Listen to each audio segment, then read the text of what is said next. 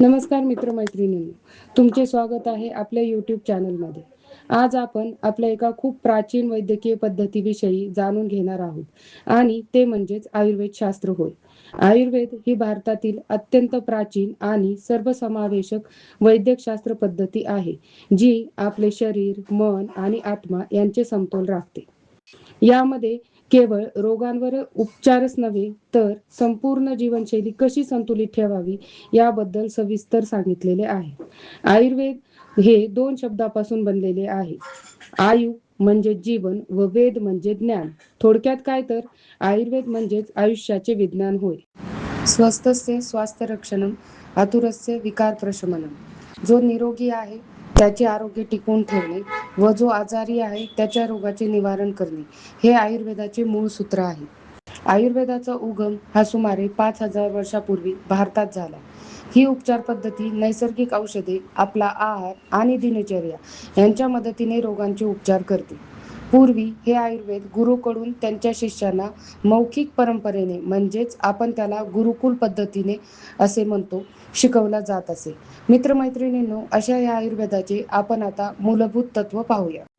आयुर्वेदाचे हे मूलभूत तत्व शरीराच्या 3 दोषावर आधारित आहेत. यालाच त्रिदोष सिद्धांत असेही म्हणतात. यामध्ये वातदोष, पित्तदोष आणि कफदोष यांचा समावेश होतो. वातदोष हा वायू व आकाश या पंचमहाभूतापासून बनलेला असतो. शरीरात होणारी हालचाल तसेच आपला श्वासोश्वास ही सर्व कामे या वातदोषामुळेच होतात. पित्तदोष हा अग्नी व जल या पंचमहाभूतापासून बनलेला असतो. आपल्या शरीराचे तापमान नियंत्रण ठेवणे तसेच आपले पचन म्हणजेच मेटाबॉलिझम हे या पित्तदोषाचे कार्य आहे. कफदोष हा पृथ्वी व जल या पंचमहाभूतापासून बनलेला आहे. शरीराची रोगप्रतिकार शक्ती ही या दोषावर अवलंबून असते. हे तिन्ही दोष म्हणजेच वातदोष, पित्तदोष आणि कफदोष जर समतोल असतील तरच आपले आरोग्य टिकून राहते.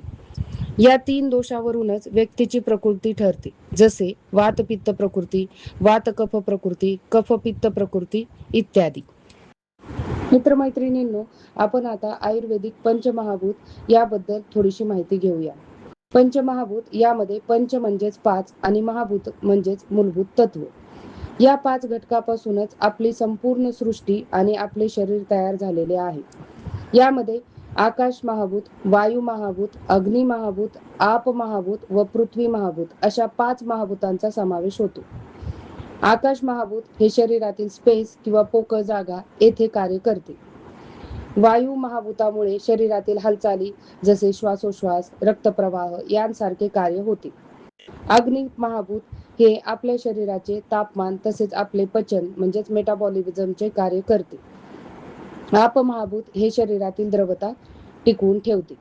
पृथ्वी महाभूतामुळे आपल्या शरीराची रचना झालेली आहे. पंचमहाभूते आपले शरीर व मन यांचा समतोल राखतात. याच पंचमहाभूतापासून त्रिदोष तयार झालेले आहेत. मैत्रिणींनो, निसर्ग व मानव यांचा संबंध समजण्यासाठी आपल्याला पंचमहाभूताचा आधार घ्यावा लागतो. आता आपण आयुर्वेदाचे प्रमुख ग्रंथ पाहूया. यामध्ये सगळ्यात अगोदर नाव येते ते म्हणजे चरक संहिता. चरक संहिता हा आयुर्वेदाचा सर्वात महत्त्वाचा ग्रंथ आहे. यामध्ये प्रामुख्याने औषधीशास्त्र म्हणजेच आपण त्याला मेडिसिन असे म्हणतो, शरीर रचना व कार्य याला फिजिओलॉजी असे म्हणतो, तसेच रोगनिदान व उपचार यांचे सविस्तर वर्णन दिसते. यामध्ये आहार, जीवनशैलीबाबत पूर्ण माहिती दिलेली आहे. दुसरा ग्रंथ म्हणजे सुश्रुत संहिता. हा जगातील सर्वात प्राचीन सर्जरी ग्रंथ आहे.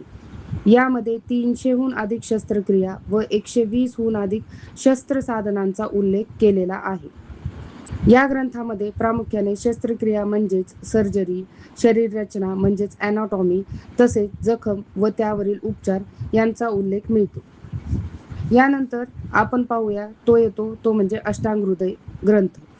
हा आयुर्वेदात सर्वात संक्षिप्त आणि समजण्यासाठी सोपा असा लिहिलेला ग्रंथ आहे. विद्यार्थ्यांसाठी तर हा अत्यंत उपयुक्त आहे.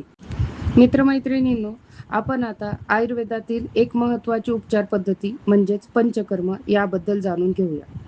पंचकर्म हे आयुर्वेदातील एक अत्यंत महत्त्वाची शुद्धीकरण प्रक्रिया आहे. यालाच आपण डिटॉक्स थेरपी देखील म्हणतो. शरीरातील त्रिदोष संतुलित राखण्यासाठी आपल्याला पंचकर्म खूप उपयुक्त ठरते.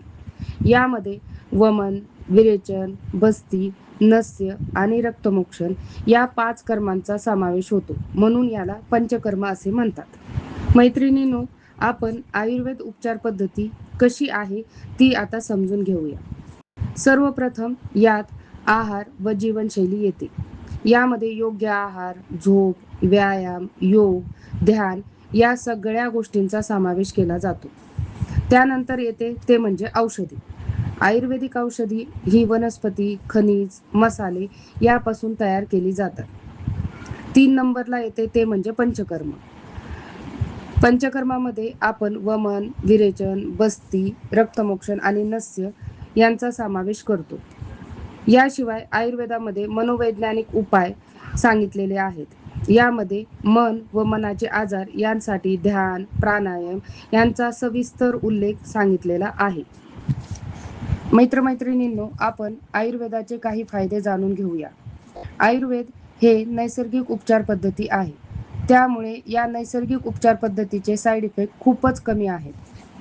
आयुर्वेदामुळे आपली रोगप्रतिकार शक्ती वाढते. आपले आरोग्य दीर्घकाळ टिकवण्यासाठी आयुर्वेदाचा खूप उपयोग होतो. आयुर्वेद आपला ताणतणाव कमी करून मानसिक शांती देते. यामुळे आपले मानसिक स्वास्थ्य सुधारते. जागतिक स्तरावर आयुर्वेदाचा अन्न, औषधे व सौंदर्यवर्धक उत्पादनामध्ये वापर केला जातो.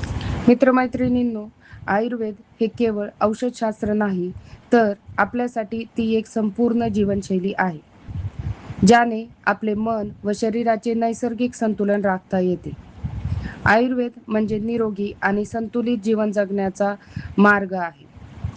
तुम्हाला हा व्हिडिओ कसा वाटला ते कमेंट करून नक्की सांगा.